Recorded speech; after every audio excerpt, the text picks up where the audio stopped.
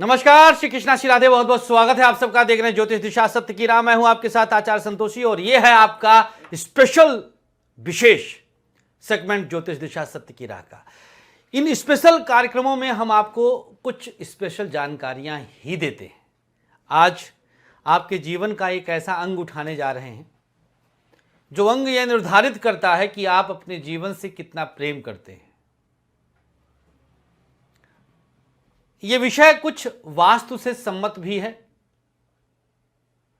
कुछ आपसे आपकी आयु से सम्मत है, कुछ आपके जीवन की शुभता से सम्मत है। यह विषय है वस्त्रों के साथ आपका संबंध। अब आइए मूलता में आते हैं, हम परिपूर्णता में आते हैं। मूलता और परिपूर्णता दोनों अलग अलग विषय है। मूल माने विषय का जड़, जहां से इस विषय को लेने के लिए हम प्रेरित हुए, और परिपूर्णता इस विषय की पूर्णता के साथ आपको जो हम लाभ देंगे वो परिपूर्णता है। आप यदि अपने वस्त्रों को बेतरतीब रखते हैं,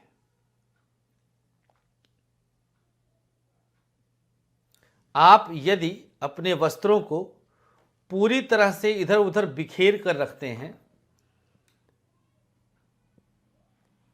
तो यह आपके लिए किसी भी सूरत में सकारात्मक नहीं है। दो ग्रह या कह लीजिए तीन ग्रह, बुध, शुक्र और चंद्रमा, आपके वस्त्रों के अव्यवस्थित रखने के कारण पूरी तरह से डिस्टर्ब होते हैं। आपके जीवन को भी वो अव्यवस्थित करने में कोई कसर नहीं रखेंगे। ऐसी महिलाएं, ऐसी लड़कियां जो अपने वस्त्रों को इधर उधर फेंकती हैं, जो इधर उधर रखती हैं, या ऐसे पुरुष, ऐसे बालक, ऐसे बच्चे, ऐसे दोस्त जो अपने वस्त्रों के साथ पूरी तरह से समझौतावादी रवैया अपनाते हैं, ऐसे लोगों की मानसिक और बौद्धिक स्तर बहुत अच्छा नहीं पाया है मैंने।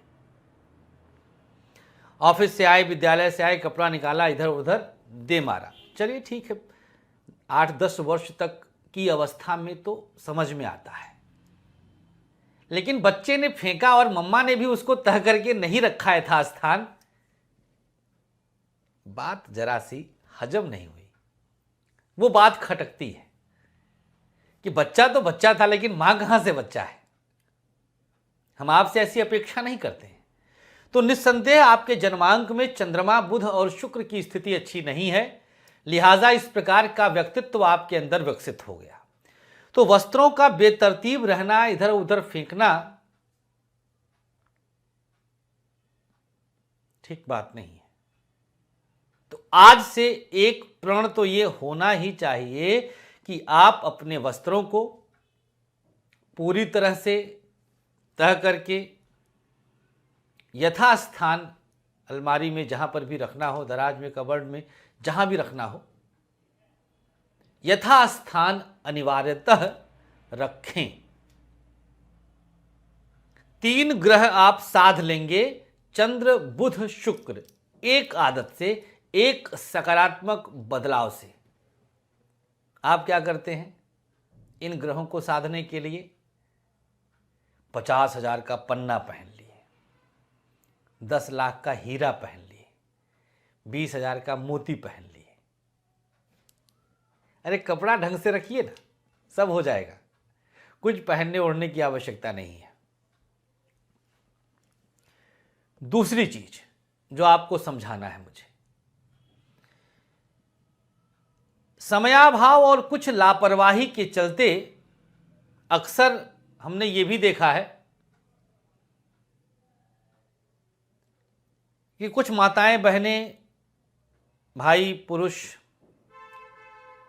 रात में कपड़ा भिगोते हैं या धोते हैं। वास्तुविदों से भी हमने सुना है कई कार्यक्रमों में, या फिर इधर उधर कई बार पत्रिकाओं में, अखबारों में भी हमने पढ़ा है, वास्तु भी इसको मना करता है कि रात में गीले वस्त्र नहीं रखने चाहिए या गीला वस्त्र नहीं सुखाना चाहिए। हाँ, कई बार ऐसा हुआ कि दिन में हमने साफ़ किया और धूप नहीं हुआ और परिस्थितिवश रात तक वस्त्र गीला रह गया, वो अलग विषय है। लेकिन हम रात में ही धुलें और रात में ही धुलकर उसको सुखाने के लिए हम हैंग करें, टांग दें कहीं पर, तो ये स्थिति आपके लिए ठीक नहीं है। ये स्थिति आपके लिए कहीं से भी सकारात्मक नहीं है, कहीं से भी, किसी भी रूप में। इससे तो ये समझ लीजिए कि इतनी भयानक पीड़ा चंद्रमा की होगी जिसकी कोई सीमा नहीं, क्योंकि रात पूरी तरह से शनि के प्रभाव का अंग है। पूरा शनि हावी है और उस दौरान जल का किसी भी तरह का मैक्सिमम काम, ध्यान दीजिएगा, जल से ही सफाई होती है, जल पवित्र करता है, जल से पवित्रीकरण होता है। ओम अपवित्र पवित्रो वा सर्वावस्थान गतोपि वा यह स्मरेत पुंडरीकाक्षम सा बाह्य अभ्यंतर शुचि।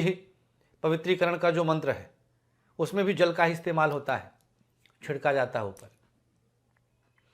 कुछ भी धुलना होता है जल से, और शनि और चंद्रमा मिलते हैं तो विष योग का निर्माण करते हैं, अर्थात जल का स्वच्छात्मक रूप कहीं से भी शुभ नहीं है। हाँ, पीने के लिए पानी अलग विषय है, भोजन बनाने के लिए पानी अलग विषय है, आटा मारने के लिए पानी एक अलग विषय है, लेकिन घर धुलने के लिए, गाड़ी धुलने के लिए, कपड़ा धुलने के लिए पानी का इस्तेमाल रात में, जो तर्क हम दे रहे हैं ये किताबी ज्ञान नहीं है, ये मेरा शोधात्मक तर्क है, मेरा रिसर्चर लॉजिक है, ये रिसर्च का लॉजिक है। तो ये प्रयोग आपके लिए कहीं से भी शुभ नहीं होगा, कहीं से भी सकारात्मक नहीं होगा, कहीं से भी पॉजिटिव नहीं होगा।